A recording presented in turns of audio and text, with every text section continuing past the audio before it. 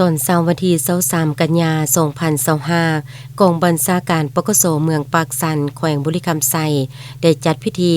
ยั่งยืนเอาบ้านนาจิกเมืองปากสันแขวงบุรีรัมย์ไซเป็นครอบครัวและบ้านปลอดยาเสพติดกองประชุมได้จัดขึ้นที่ศาลาวัดบ้านนาจิกเมืองปากสันโดยการเป็นประธานของท่านพันโท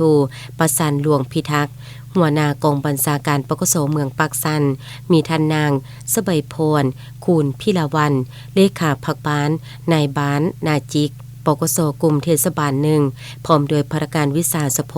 การจัดตั้งคันบานและพ่อแม่ประชาชนเข้าร่วม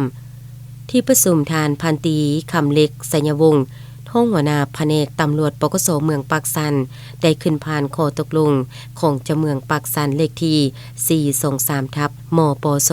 ลงวันที่17กันยายน2025ว่าด้วยการยั่งยืนเป็นครอบครัวปลอดยาเสพติดของบ้านนาจิกเมืองปากสันแขวงบุรีรัมย์ไซในนี้เห็นดีอนุมัติออกไปยั่งยืนครอบครัวปลอดยาเสพติดจำนวน143ครอบครัวที่มีมาตรฐานครบถ้วนเป็นครอบครัวปลอดยาเสพติดผ่านข้อตกลงของกองบัญชาการปกสเมืองปากสันเลขที่07/ปกส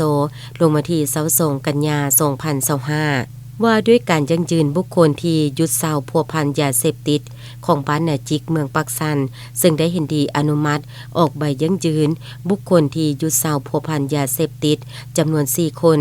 จากนั้นคณะประธานก็ได้ผลัดเปลี่ยนกันเป็นเกียรติมอบใบยั่งยืนให้แก่ครอบครัวปลอดยาเสพติดและบุคคลที่หยุดเศร้าพัวพันยาเสพติดอย่างเป็นทางการตอนท้ายประธานยังได้มีคำเห็นอบรมพร้อมเน้นหนักให้การจะต่างบานตลอดฮอดพ่อแม่ประชาชนบัดเผาจมพร้อมกันเอาใจใส่ปฏิบัติแนวทางนโยบายของพรรคระเบียบกฎหมายของรัฐสืบต่อสร้างครอบครัวและบ้านปลอดยาเสพติดให้ได้ผลสำเร็จตามคาดหมายที่วางไว้